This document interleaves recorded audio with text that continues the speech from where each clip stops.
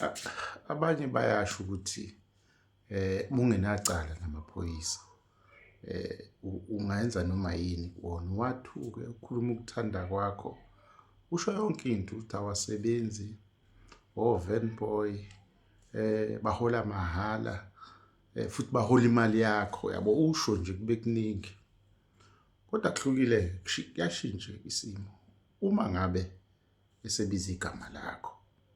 esekufuna ayike ila ubona khona ukuthi hayibo amaphoyisa ayasebenza kanti yilaba bantu laba abafana nalaba bengibacabanga laba abasebona ovelbon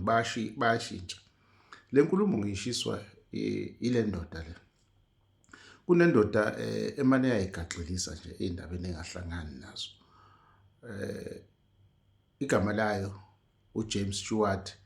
Shuniki uShuniki noma ubani akubalekile lokho but asithi uJames Stewart uJames Stewart ke lo indoda le ethe isimo njengoba sisimbi njengamanje wonke umuntu owaphula umthetho noma waphambana nomthetho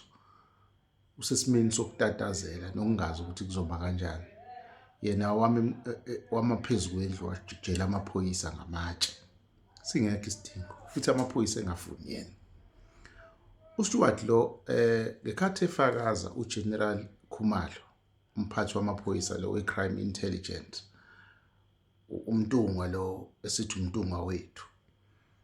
umntungwa ngekhathi efakaza lapha wakusho ukuthi ekhuluma uSibiya uShedrack lo usekela commissioner wamaphoyisa izwelonke wakusho ukuthi uSibiya njengamanje njoba esuspendiwe noma emisiwe kwesikhashana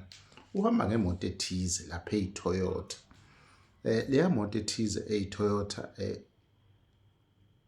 bulletproof shutha ayingeni inhlamvu iyona moto ayisebenzisayo itholakala kuyona ezindaweni eziningi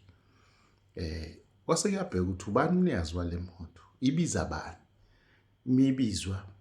yavusa igama lalomuntu kwengikhuluma ngayo kuthiwa uJames Stewart ubani uJames Stewart uJames Stewart kuyavela ukuthi ngesikhathi uSibiya eyovela lapha kwi-ad hoc committee kwakhona indoda ayihamba naye yayingemumva ihlezi naye akwazekanga ukuthi ubani so abaningi bacabanga ukuthi omunye wabaqaphi bakhe bodyguard phecelezi ngoba bonke laba bafika lapha bahamba nama bodyguards abo bese kuba khona ipersonal bodyguard le ezingene ngaphakathi but mayese eqhubeka uKhumalo uthi le yandoda eseyiphenyile uthi no le yandoda leyana bayathola ukuthi ilandelwa amacala amaningi isuka eKZN le yandoda amacala ayilandelayo umtshontsha imoto lo igitsa le iphara nje lo muntu lo seqedile itheku lonke liyamazi uyayintshontsha nje imoto akadlali unamacala ngaphezulu kwa18 umtshontsha imoto but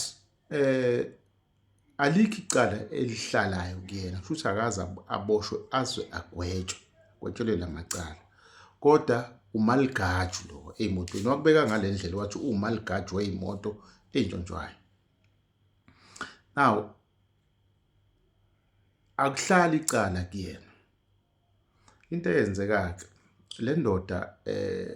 ila iqale khona ukubhayisa lo mphundla lo immediately noma emva kokuthi nje lo ubaba umkhwanazi uKhumalo lo ekushilo ukuthi ekhulume ngayo le ndoda waze wakhuluma ngale moto yayo kanye nobudlelwane bayo ucommissioner ukuthi hayi ilandelwa amacala njengalawo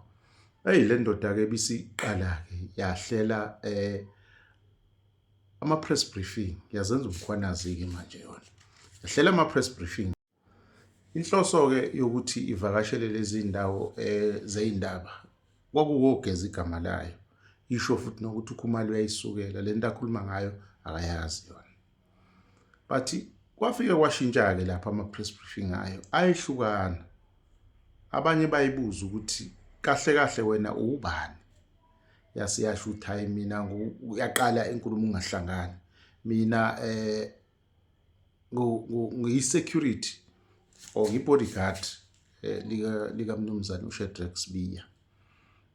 Mase ishuba inkulumo ukuthi unawo yini amaphepha akuvumayo lo ukuthi wena uyi-security, angavela. Awu kwaqala kwashayisa amakhala lamacala kulandelayo ayisima kanjani uyasiyachaza lento ukuthi hayi mina nginey'ndawo la ngidayisa khona iy'moto, so uma ngidayisa imoto kushuthi angiyenzi yonke imininingwane yokubheka ukuthi imoto irekhodi layo umlando wayo ukuthi kanjani. Ngebhadi-ke imoto engiyidayisayo kuye kutholakala ukuthi intshontshiwe, so akuyona inkinga yami leyo, yilaba abangidayisela iy'moto engithi mase ngiyidayisa kutholakala ukuthi intshontshiwe kodwa amacala abesedlamini. Waziwa nebhadi-ke ndoda aze abamaningi kangaka amacala yangahlangani inkulumo. Bathe uma beqhubeka bembuza ukuthi pho wena uhlangana kanjani no-General uSibiya usekela commissioner kwizwelonke, wathi hayi mina lapha ePhalamende ngangena njengomuntu ommele ngokwezomthetho, i-legal representative. Kuthiwa ufunde kangakanani, awusikhiphele iy'cucu zakhe ey'lekelela le nkulumo yakho zangatholakala. Uthe ebona ukuthi lezi ndatheli ayizwelani nazo wase ethi ukunyamalala amasontwana ambalwa. Uvumbuke izolo-ke la ebonakala khona esemphambi komnyango we-police station ePitoli ethi uzofaka icala. Ubopha uGeneral Khumalo, waziwa nebhadi uKhumalo, uyaboshwa uKhumalo, hhayi kancane, gebengu ziyamubopha. Uzombopha ukuthi umehlisa isithunzi, umbiza ngento angeyona, uthi unamacala ebengenawo. Hhayi shuthi-ke lapho kumthetho ubone khona nanga umuntu isimanga usisijwayela bo, ila kubizwe khona-ke i-press briefing yanamhlanje. Landela-ke ividiyo yesibili la ngikuchaza khona ukuthi ihambe kanjani i-press briefing yanamhlanje.